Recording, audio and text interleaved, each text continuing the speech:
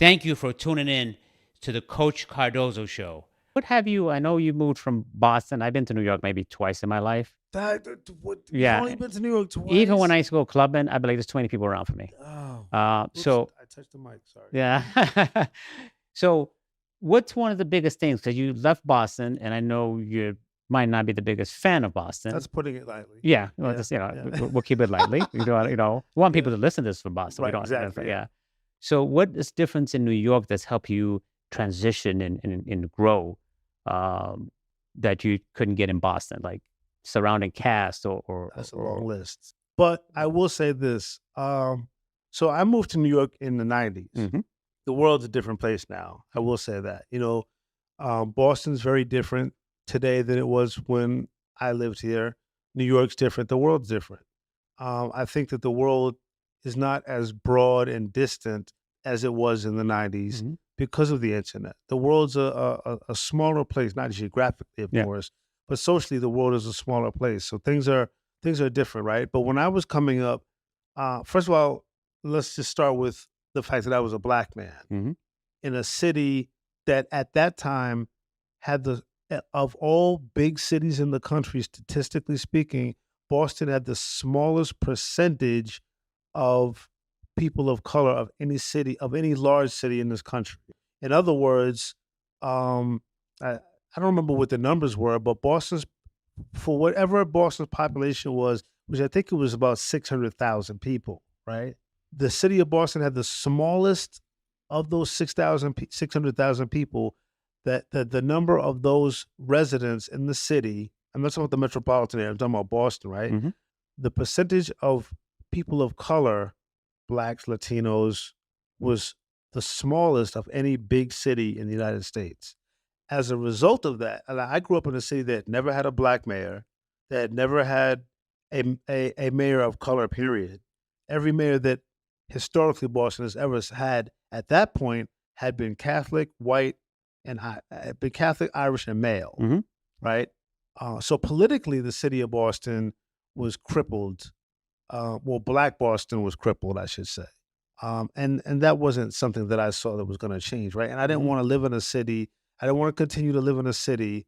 I mean, I lived in Roxbury, right? Well, Roxbury is a black neighborhood, but a black neighborhood in a very white city, Mhm. and that's not conducive to, or at least yeah, I didn't feel that it was conducive to me being able to experience black greatness, Mhm.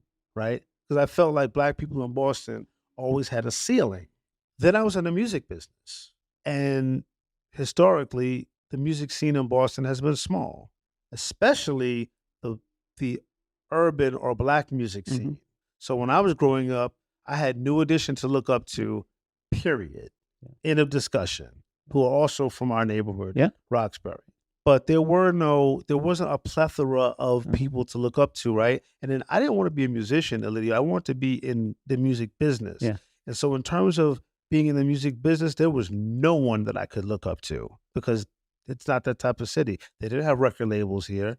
Um, I did take a job at WILD. That was a I remember that station. Yeah. radio station that Okay. that was on AM, Mhm. the AM dial, and only stayed on when the sun was up. Yeah. Think about the summer, I mean, the Mhm. wintertime, like, they Mhm. was off by 4 o'clock in the evening, Mhm. right? Um, my boss, I got an internship there, my boss was white, Yeah. and she was the music director, so it was her job to determine what music would be played at a black station, and she's Mhm. white. Okay, Mhm. whatever. Mhm. Right. She was good at it, Yeah. but still, like, Yeah. no. Yeah. Um, so a lot of times you'd have people from the record labels in New York City would come up to the radio station, to WILD where I worked. They would bring their artists, Tony Braxton, TLC, Keith Sweat, The Boys, a lot of artists that they would bring up, right? And when the artists were doing their interviews, their promotion representatives would be sitting in the lobby, usually just twiddling their thumbs and whatever. And I would always be like, "Hey, what do you do?" And she would, they would tell me, the promotion reps from New York, "Well, this is my job." And I got fascinated with the jobs that they were doing, right? So while they would be sitting there basically doing nothing because the clients that they were representing would be in there, getting interviewed and having their music played, I would bug them and pester them and ask them, "Hey, well, what's this? What aspect of your job?" Had 1,000 questions. finally, um, one particular representative from Arista Records named Kim Ferguson said, "You know what? Do you want a job?" I said, "Doing what?" She said, "Yeah, when I come up to Boston, I want you to come with me when I go to the record stores and, figure out how many records were sold and blah, blah, blah." I was like, "Yeah, absolutely." One thing led to another. And I got a job, and that was it. Like, that was my out. Well, that was in the early 90s. I didn't actually move to Mhm. 96. But it was at that point where I had at least a long-term vision that I was gonna be leaving at some point. You know what I mean? And then, I mean, New York's energy is unmatched. I know here in Boston, I grew up here. I left when I was Mhm. 24. I know the ins and outs, and I know that a lot of people in Boston, especially when I was coming up, would often compare Boston to New York. I'm like, New York is an international city. It's the largest city in the country. 8 million people live there. Stop it. You cannot compare Mhm. 600,000 people to 8 million. You just Mhm. can't. You know what I mean? Like it just doesn't make it. New York compares itself to London and Tokyo and Paris. It doesn't Mhm. compare itself to Boston's and Houston's and Miami's. You know what I mean? So I always wanted to be, where all the energy was. I wanted to be where all of so the music business was there. I was always into architecture. So I wanted to be in the city that had the tallest building. The John Hancock building in Boston has 60 floors. That's the tallest building in New England. Yeah. The tallest building at the time was the Twin Towers at 110 stories. So I wanted to be there. The bridges, the subway system. I wanted to be, everything's bigger in New York, and that's where I wanted to be. As I grew older into the mid 90s, I kind of began to feel like I was a big fish in a little pond. Mhm. And when you're a big fish in a little pond, two things can happen. You can become very, very comfortable and complacent, or you can be uncomfortable and feel like you need more space to grow. I was the latter. Mm. I needed a bigger pond. In this country, New York is the biggest pond. So Mm. that's where I chose to swim. Now you guys know why I had him on the show. Listen to Why? that last sentence there. That Why? was awesome. That last Oh, well, sentence, thank you. like, yeah. Thank you. No, Thank you. everything he's saying is great. Uh, I really appreciate you being on thank you, here. boss. What Appreciate you. one thing I did forget to talk about. Not there's a lot of things because so I have to like kind of space which Mhm.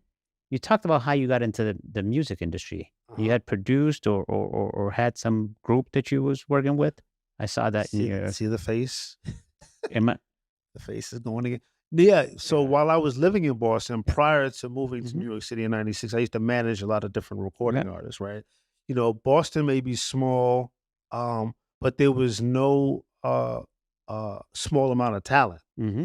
okay? So, you and I are from the same neighborhood. Hmm. In the '90s, everybody could sing, everybody could dance, everybody could do something musically, right? And I managed a lot of different artists, rappers, singers, and I tried so hard. My job as their manager was basically to get them record deals in New York City, primarily, so that they could continue their career, blah, blah, blah, blah. And there's no one city in the country that has more talented people than the other. Talent is something that musical talent I'm referring to specifically that's not owned by New York or Atlanta or LA, Mm. you know. And my job was to mold them, get them ready for the music industry.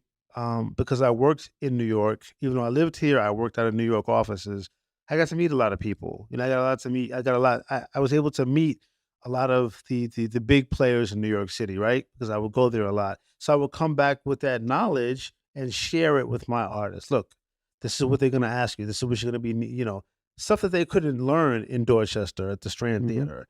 Mhm. I would teach them and say, look, this is when you get there with the big dogs in New York, this is what they're going to expect of you. So as many accolades as you may get, at the Lee School or at the Strand Theater or at the Matterhorn, that's not going to mean anything when you get to the Apollo. So you Mhm. need to be prepared for, the real side of the game.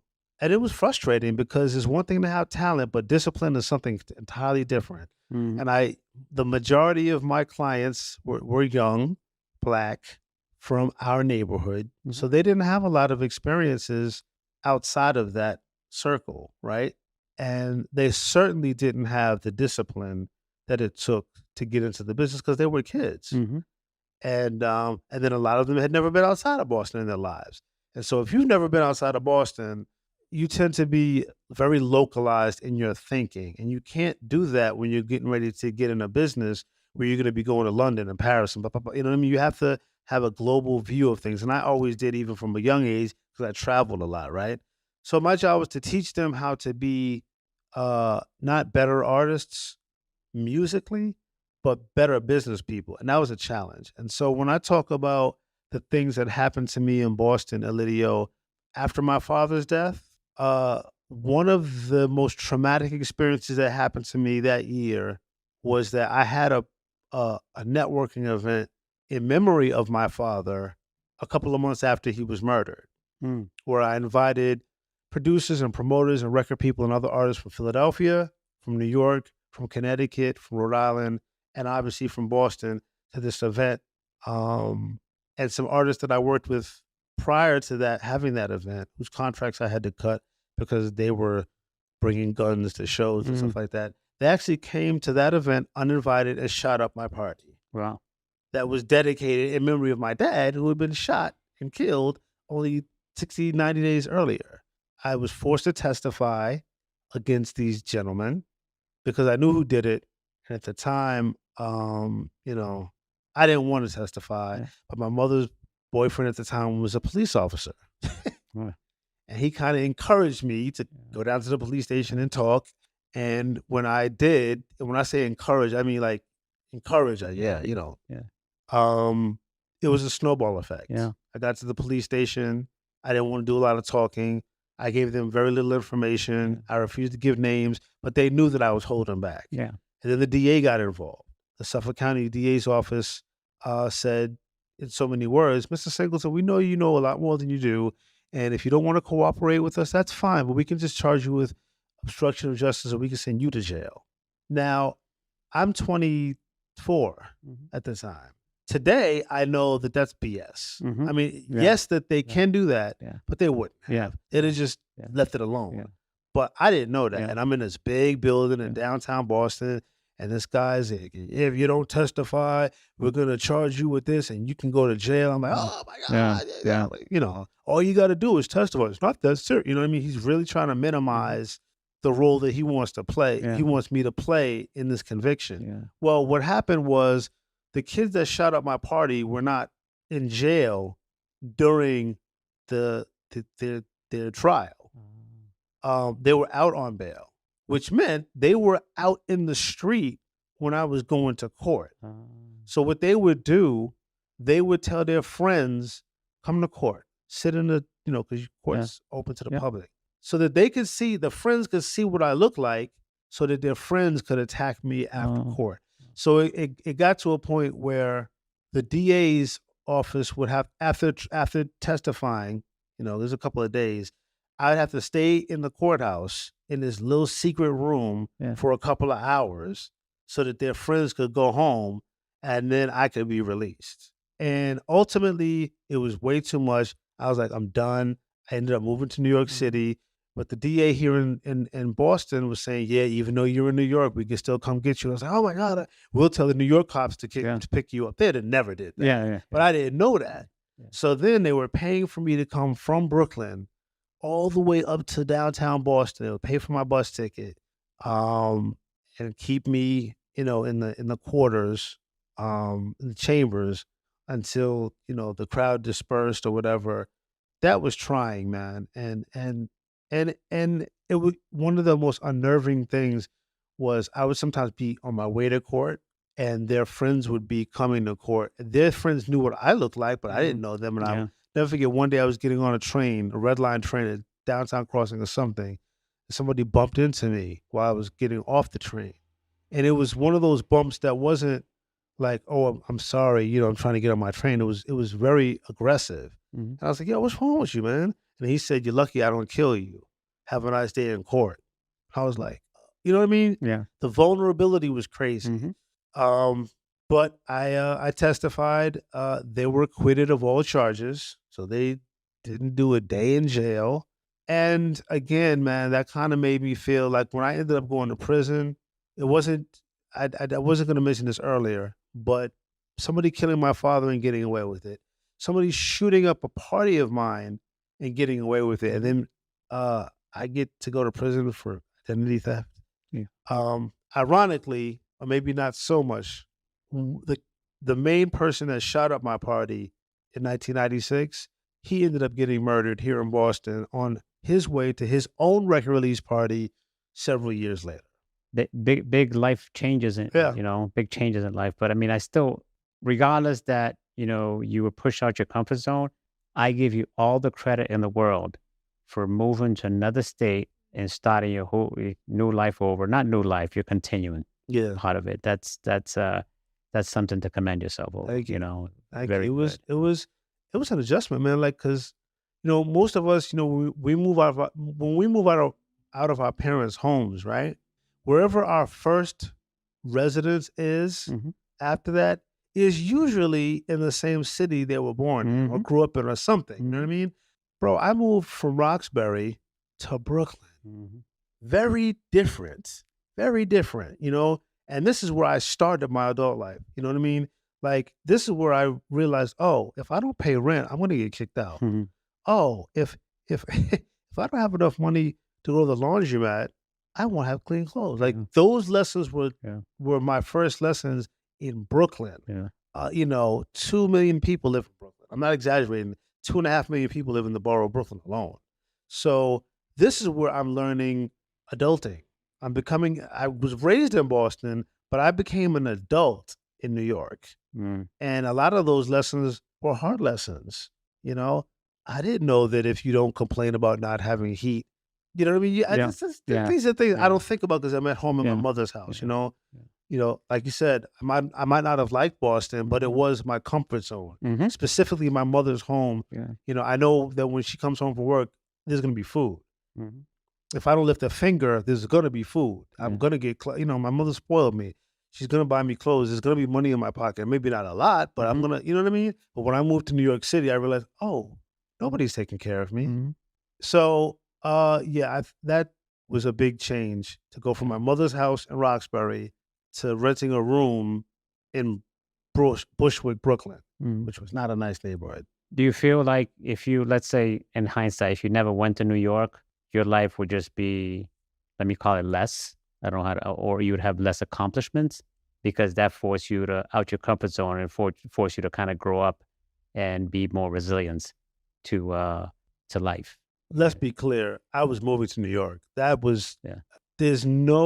As much as I disliked Boston Yeah. and as much as I had this glamorous adoration for New York City, it was going to happen. Now, would it necessarily have happened in 96? No, probably not. Because in 94, my mentor who lived in Harlem at the time was saying, hey, man, my roommate just moved out. I got an extra room. I need you to come down. We could be roommates. You said you've always wanted to live here. Here's your chance. This was 2 years before I moved. Mhm. And I was like, oh, okay, yeah, that sounds great. But what about a job? He's like, oh, you'll get a job when you get it. You'll be fine. I was like, yeah, but what if I don't? He's like, no, no, you'll have a job. You'll be fine. And I was like, so what do I do? He's like, you just say that you're going to come down and I put you on a lease and you're fine. I was like, I'm going to do it. He was like, all right, well, just make sure because I need to get my paperwork straightened out. Otherwise, I'm going to lose this apartment. Mhm. It's like, all right, yeah, don't worry about it. Well, I didn't move until 96. So he lost his apartment Mhm. because I didn't follow through with my um, soft promise to move. Mhm. Um, Everything's in timing though, Everything's in too. time, So, but when I finally did move, and I remember I came back to visit, I spoke to one of my friends that I went to middle school with, and I remember I was like, yeah, she's like, wow, you really moved to New York? That's great. I said, yeah, yeah, I think I've been wanting to move since I was in high school. She's like, when we were in seventh grade, Keri, you were saying that you were going to move to New York. In fact, when I lived in Roxbury, I actually had a model, a model of New York City in my tiny closet that was there for 10 years until I moved. So every morning when I woke up to go to tech, Mhm. it was there, the Empire State Building. I built it with Legos and it had a train and everything. And then on my walls, there was pictures of my favorite artists, Janet Jackson, New Mhm. Edition. And there were also pictures of the Empire State Building and the World Trade Center. So today they call that a storyboard, right? Where the empire No, when uh, you put something on the wall and you decide that these are gonna help vision you board? vision board, Yeah. yeah, Yeah. vision board. Yeah. That was my vision board. My room was my vision board. So there's no realistic would I have ever not moved. No, that Yeah. was gonna Yeah. happen. It was just a matter of when. How old were you when you imagined the group? When you first started imagining it? The first there was a lot of groups. The first Yeah. one, I was 1991, so I Okay. was 19. 19. Yeah. Wow. Yeah. I was 19 years old. 4 kids from Roxbury Yeah. called Smoothed Out. They were a dance group. And I used to take them everywhere, man, from Lynn to Braintree to everywhere all over Boston. And I was like Joe Jackson, but not, not in the sense of him being like harsh and all that. But Yeah. I was like their manager, their mentor, their big brother. One of them they all still live in Boston, I believe. One of them is actually doing production here. He is his own artist, so he's doing pretty well. But yeah, I was 19 years old, taking them on the MBTA to Lynn and Swampscott or wherever there was a show. Mhm. I was dragging them on the T buses. It was cool. It was just all of those experiences were building blocks. Mhm. Um, so if the shooting at the party hadn't happened, if my father hadn't been murdered, I think my dog was also my dog died in '96, and I had that dog for 10 years. So that was bad. Mhm. If all of those things hadn't happened, would I have moved in 1996? Maybe not, but eventually, definitely, I would have made the leap. I just wasn't comfortable Yeah. in a small pond. Yeah. Just swim in an ocean. Yeah. I got you. Yeah. So now that the radio show is moved on, you mentioned something about hosting a TV show, Yes. I think. So you want to tell me a little about that? Yes. So in 2020, during the pandemic, I launched Sessions Cafe TV show. Right. So Sessions Cafe TV show is a TV show where I interview ordinary people with extraordinary stories. Mhm. So whereas with the radio show, I'm interviewing, recording artists and celebrities and people with big dreams. Right. The TV show is supposed to be just the opposite. The TV show was supposed to be me giving a platform to like the 17-year-old homeless person that lives on the subway. What's their story like? Or maybe somebody that's battling with pancreatic cancer. Mhm. What's their story? Or maybe somebody that's doesn't necessarily have a negative component to their life, but they have a story too. I mean, Lord knows everybody in New York City has a story, Mhm. right? But I believe everybody everywhere has a story.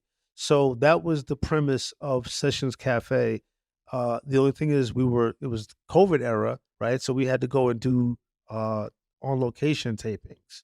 So we went to Philadelphia and interviewed. I was speaking earlier about the move incident, right? Mhm. Well, there were 13 people in that house that was bombed. 11 of them died. 2 escaped. 1 adult and 1 child. The child ended up living with his father after the fire. His father wasn't a move member. His father was, anything but a move member. So, living in the suburbs with his dad, and then he ended up dying by drowning in a pool at age like 40 something, right? So I wanted to interview that guy's father, the kid who survived.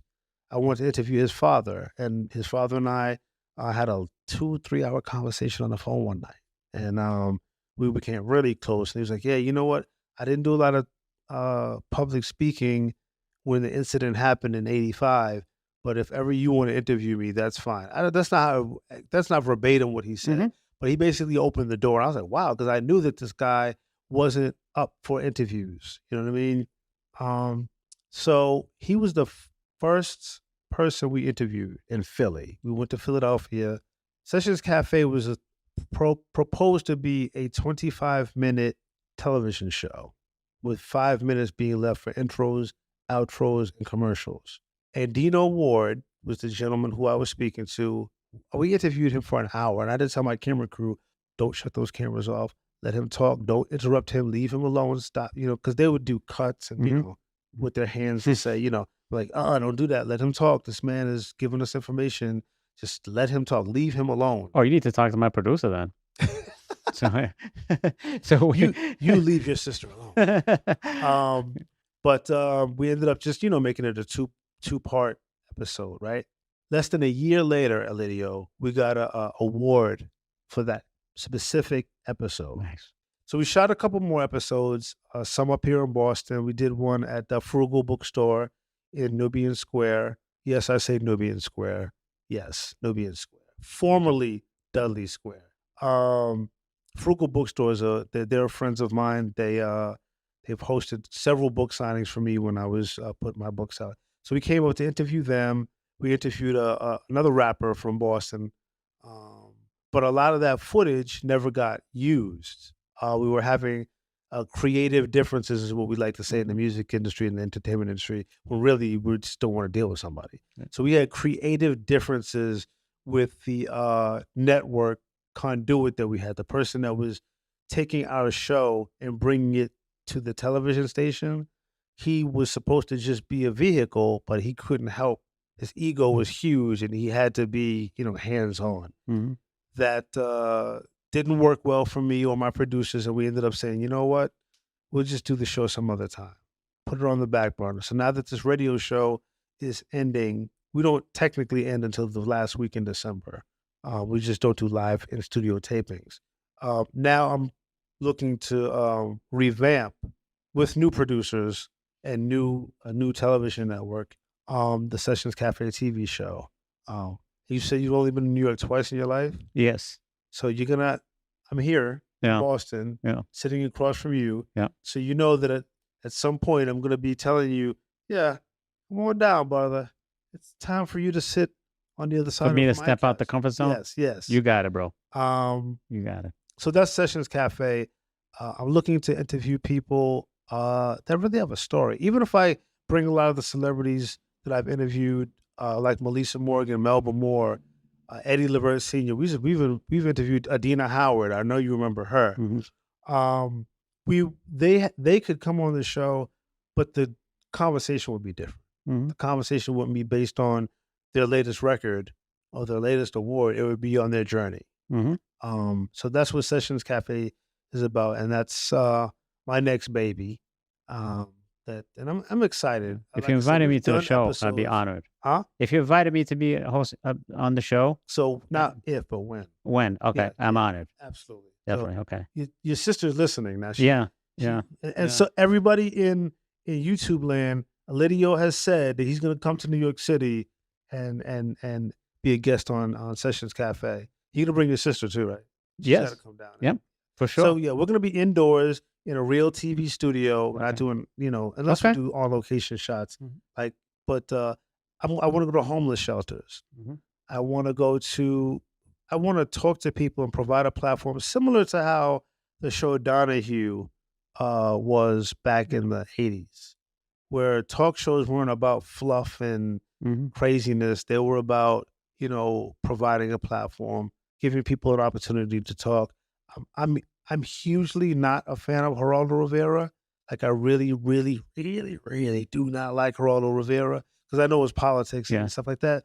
But the show would be very similar to the stories that he would cover, Mm. like really deep stories, human interest stories, as opposed to what I like to call fluff, I guess. Mhm.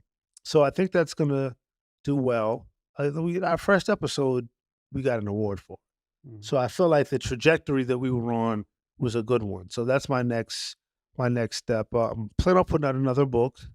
I currently write for Intrigue magazine. I'm also the president of the magazine. So that's something that obviously I'm going to spend more time with. And as of right now, I mean, you don't even know this. I'm actually a guest host on a radio show in New Jersey. I have been for the past 2 weeks.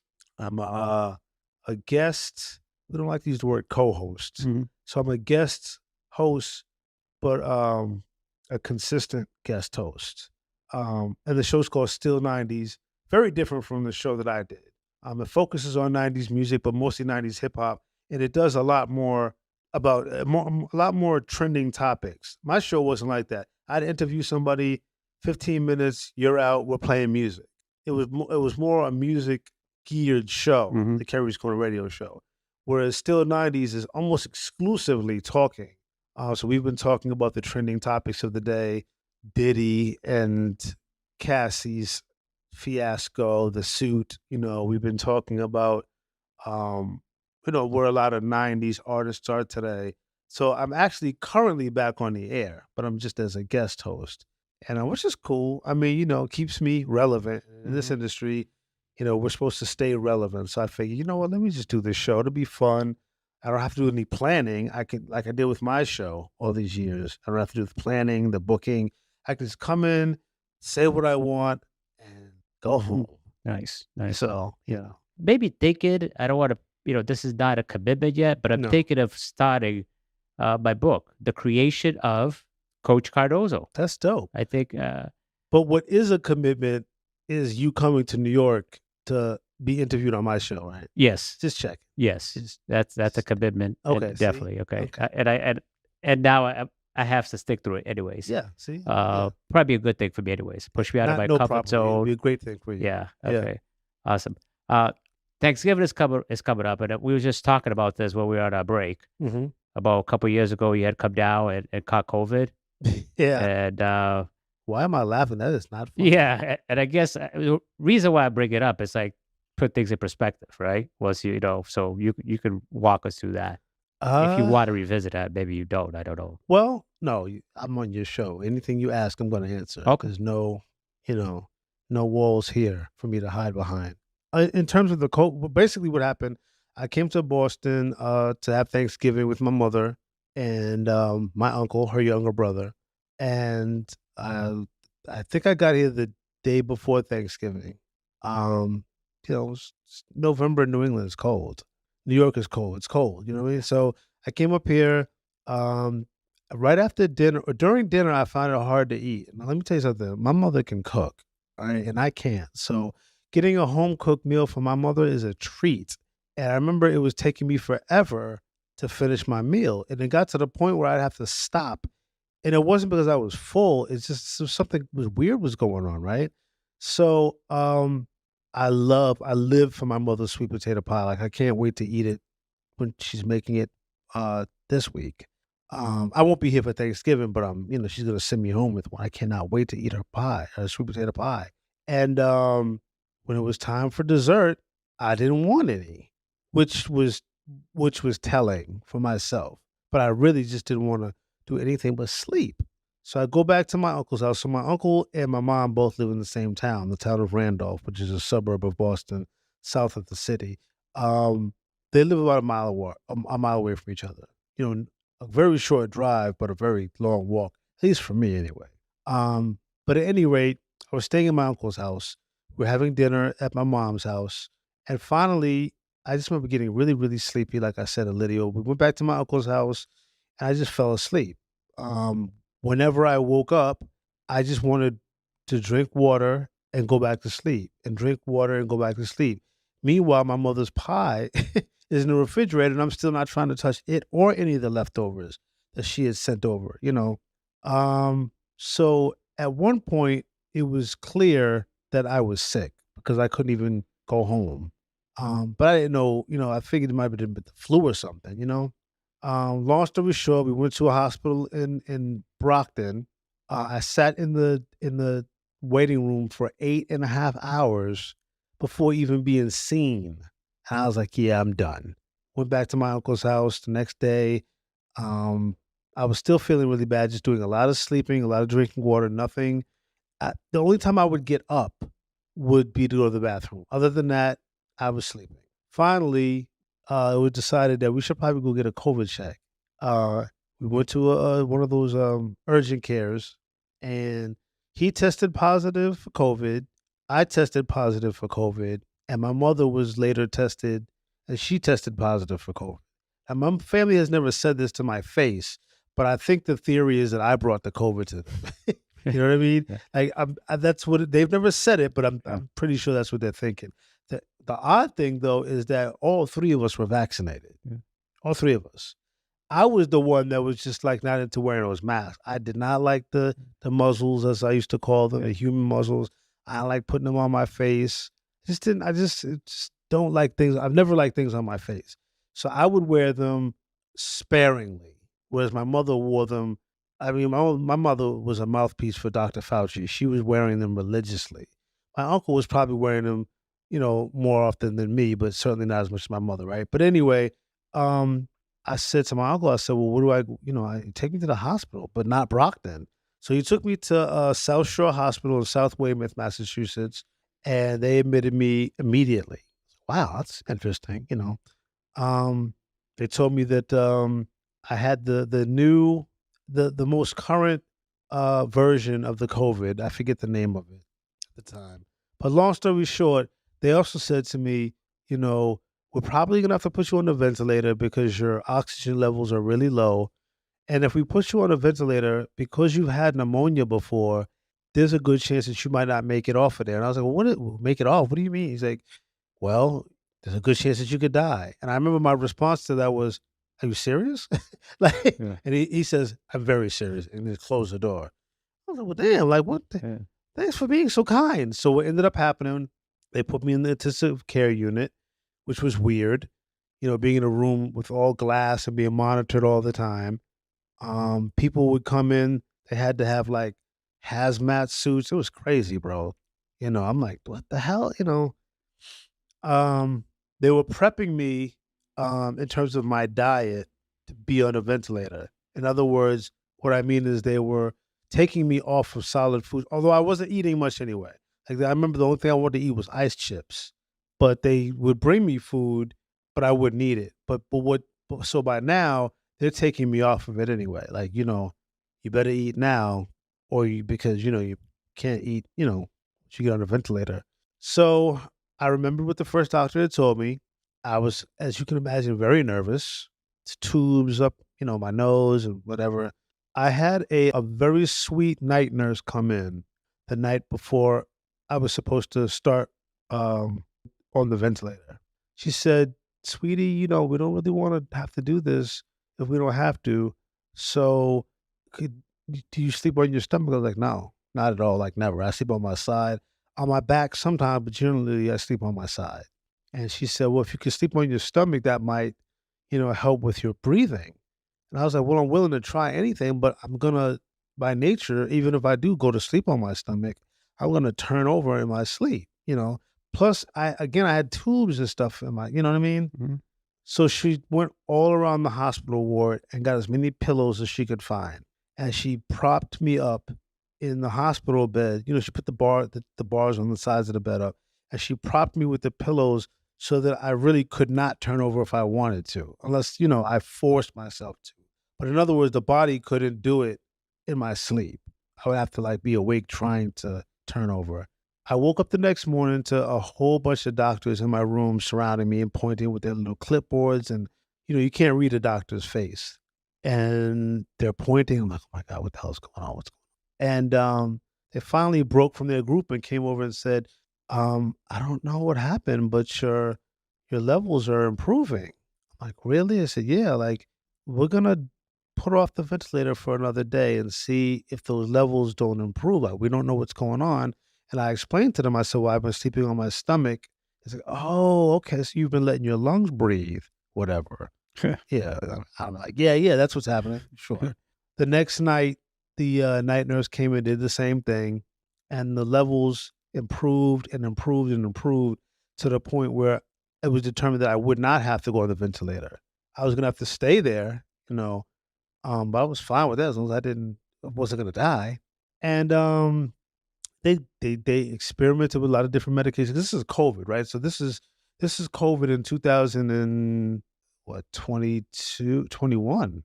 Yeah. So everything's new. Like they're experimenting with awful medications, but I'm taking it anyway, whether I like the taste of it or not. And finally they was like, we're gonna put you on the step down program, which is where they take you out of intensive care unit and put you Okay. in a regular room. And so the next thing that I had to get over, Ilidio, was I hadn't walked. Again, at this point, I don't know how long I've been in the hospital. I thought maybe a day or two. I didn't really know. But I hadn't walked in however long I had been at the hospital. They was concerned about that because walking also helps with your breathing. Mhm. So I went into the room, um, the secondary room or whatever you would call it. And I remember another night nurse coming in, a gentleman, a Haitian guy, and he was like, "Yeah, I'm from Haiti, and there's a lot of things that I know about medicine that these Westerners don't use, or whatever he was saying. People in America, I was like, well, I'm willing to try anything. So he said, "I want you. Do you think you could walk?" And I was like, "Well, they haven't given me an opportunity to walk. I've been in the bed for as long as I've been here." He said, "Well, I want you to walk around the room. Just take a short walk and see what happens." I got off the bed, and I might have stumbled for a second just because I hadn't been walking. Mhm.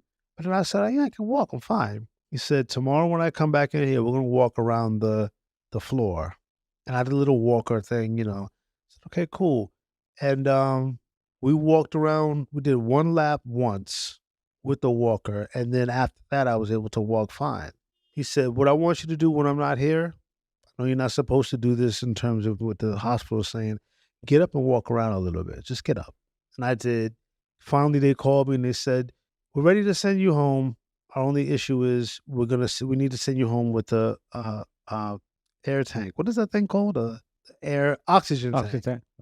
So, all right, fine. So we can send you back to Randolph with the oxygen tank. I was like, okay, yeah, but what happens when I go home? They was like, home? Isn't Randolph home? I was like, no, Staten Island is. Staten Island? Staten Island, New York? I said, yeah. They was like, oh, we can't give you an oxygen tank for that. I was like, well, I don't know. I'm sure we can. I'm sure Staten Island has oxygen tanks. Yeah, but we can't give you one. And it was a thing. Mhm. So you're gonna have to stay a little longer. I was like, well, all right, whatever. Just let's work this out. Within a day, it was determined that I could go home without a oxygen tank. Good. And I remember the morning that I was getting discharged. Your audience should really like this. The discharge nurse called me up. She said, "Congratulations, Mr. Singleton. You're leaving today. Today's December 10th." And I was like, "December 10th? But didn't I come here on the 1st?" It's like, "Yeah, you've been here for 10 days." I thought it was 2 or 3 days. Yeah. It's like, "Yeah, congratulations. You're going to go home. You don't need the tank. But I hear you're from New York." I said, "Well, I'm from Boston, but I've been living in New York for well over 25 years at this point." She says to me, "Oh, okay. Well, are you a Yankees fan?" And I'm thinking to myself, I didn't say this, but I'm thinking to myself, lady, your job is to discharge me. Don't ask me any. And I know how the Boston versus New York, Yeah. Yankees versus Red Sox, and I am certainly not a Red Sox fan. I'm not even a baseball fan, but I'm not a Red Sox fan. I'm thinking to myself, if I give her the wrong answer, am I gonna get discharged? And I was like, I don't watch sports. She's like, oh, okay. I don't, but Yeah. I'm not a Red Sox fan. Um, and I just remember like, Jesus Christ, lady, like, just give me my paperwork so I can get the hell out of here. Yeah. And off I went. That was a Friday. I went back to New York on a Monday. The following Monday, my mother was like, "Oh, you need to stay in the bed." I was like, "I'll stay in the bed, but I'll go home and stay in my bed." And then a week later, I went to an event in the Poconos. Um, but breathing was, I did my first week home. I'll tell you one thing, the store that I used to walk to that was like 10 minutes away took me 20 minutes to get to. So it was an adjustment in terms of me having to get my breathing back, but I survived. Oddly enough, my mother and uncle, they healed at home. I went to the hospital, and obviously my mother and uncle are older than me. Yeah. But I had gotten pneumonia beforehand years earlier. So I went through it. But it happened, and again, as we said, I don't feel there's any good or bad events that happen in your life. Had you asked me this to say that 2 years ago, I might not have had the same answer. Mhm. Why did I have to get COVID in terms of journeys and life lessons? I'm not sure yet, but I feel like it was part of my journey, Yeah. like everything Yeah. else. I'm sure near-death experience puts a lot of things in Oh, well, perspective there's also. that. Yeah.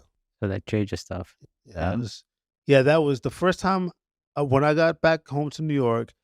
Whenever the first time I watched TV and saw like somebody in a hospital, I started crying, Yeah.